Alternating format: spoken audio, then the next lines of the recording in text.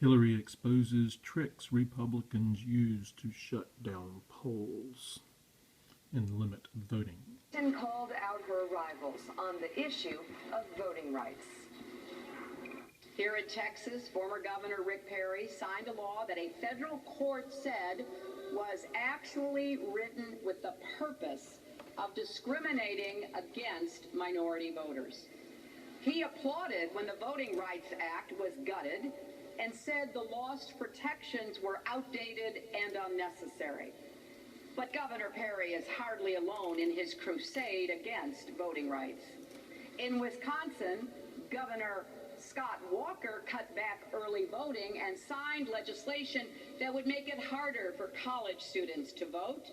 In New Jersey, Governor Chris Christie vetoed legislation to extend early voting. And in Florida, when Jeb Bush was governor, state authorities conducted a deeply flawed purge of voters before the presidential election in 2000. Today, Republicans are systematically and deliberately trying to stop millions of American citizens from voting. What part of democracy are they afraid of? I believe every citizen has the right to vote, and I believe we should do everything we can to make it easier for every citizen to vote. Mark Halpern, what's the strategy here? It's a good one. One of the best days of her presidential campaign so far. It's an issue she believes in. It's an issue that inspires Democrats. It's an issue on which the media is almost entirely sympathetic to her point of view. And going after the Republicans by name on an issue where she's very well briefed inspires a lot of her supporters to say she's fighting. They want to see her fighting rather than in a defensive position. Amy, are Republicans systematically trying to stop black people from voting? Well, in point of fact, the voting rate among African-American voters in 2012 was actually higher than it was among white voters in 2012. I don't understand, but I heard for years leading up to the 08 and 12 election that Republicans were trying to systematically stop black people from voting. I don't doubt that you heard that, right. But in 2012, that ended up at least statistically not being the case in terms of voter turnout. There have actually been problems when it comes to Latino voters, however. Latino voters being kicked off the rolls in Florida. So there is a real issue here. And of course, parties are trying to advantage their own party. But when it comes to the black vote, Republicans don't really have that much incentive since African Americans vote over 90% for Democrats. Gene, I know you're very excited, as was I, that voting among blacks in 2008 and 2012 skyrocketed. This was very good for America. Well, it was great, but the reason, Joe, you heard that Republicans were trying to suppress that vote for so many years was that it was true. They tried, they just didn't succeed in doing it. But if you add up all the Republican-led efforts across the country to restrict the franchise, it didn't work. That's a good thing. It certainly didn't work with African Americans, and one hopes that in the long run it won't work with Latinos. But we all know the demographic splits between the two parties, and there were Republican officials who acknowledged that this was going to help them win Pennsylvania, for example. Yesterday, which it didn't. I was asking the question as to whether or not this was a good issue for her to pick, given that there's so many others I personally want to hear her talk about and ask her about. Having said that, I think this is really smart. I think it taps into something that has been brewing for years and is a debate that takes on her rivals. Amy, would you argue this is not an issue? I would argue that it is very smart for Hillary, particularly in a Democratic primary. I think getting people out to vote, yes, is an issue, and I think unfairness in terms of voting rules and who can vote. Yeah, of course, it's an issue, and that's why it's illegal to discriminate against voters. But I guess the question that I would ask is it when you hear people for 4 years jump up and down and scream and trumpet this, because we all know what it's really all about. It's to scare people into going out and voting.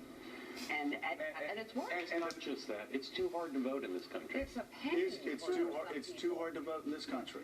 Yeah. Explain. If you at work and during when the polls are open in some states, it's hard to vote. There's no early voting or absentee voting, and it's not a holiday, and voter participation rates are too low. And Joe, minority voters spent an additional 30 minutes to line up to vote than what white voters in the last election. Now, they endured that longer wait, but that's because there aren't enough voting places, there aren't enough voting machines, and those deficiencies tend to be concentrated in minority communities. Right, and I think everybody would oppose long lines at the voting booth for people to be able to vote. We all want it to be available, but when you just point to low voter turnout, for example, if you look at it globally, the places where you have really high voter turnout are the places where the election of the president can radically change the political direction of the country. One political theory about why we have lower voter turnout is because people don't think it's really going to change their life that much. So I got and I think I was on the phone with you when this came across. I just noticed something here. There was a news bulletin that came across my phone.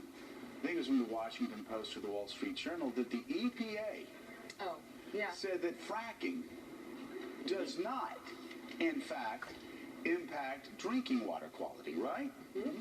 Now, I'm just looking across here and I see, what is this? It's the New York Post. It's on page 5. I'm looking at help me out here. Do we see this? Because New York Times has written so many articles about fracking, you would think that the EPA coming out and saying... Maybe it's in the business section. Wait, hold on a second. No, wait, it's not on page 1. No, because if they had said that fracking did impact drinking water, it would be like all over. So it's not on page 2. It would be like Martians invade. Let's see, Martians invade. It's not on 2. Viagra for women, page 2. Viagra for women. So they've got Viagra for women on page 2, but not this fracking story, which they've talked about. Good thing it's a 3-hour show. It's going to take you a while to find it. Willie, have you seen it? 4, 5, I don't see it yet. 6, Journal. 7. I don't see it. All right, but we can't find it in Rupert Murdoch's Wall Street Journal either. We can't find it. Fracking. A5 in the Journal. I still don't see it here. This is so fascinating. It's got to be the business section. And the New York Times. We'll be back. I'm going to keep looking through the New York Times, and maybe we'll find out where this issue that is so extraordinarily important to the New York Times is resolved by a fairly liberal environmental protection agency, and it's not even the paper. I'm going to keep looking. We'll be back. Do you see it where? You wouldn't take medicine without checking the side effects. Hey, honey. Well, the good news is my hypertension's gone. So why would you invest without checking brokerage info? Check your broker.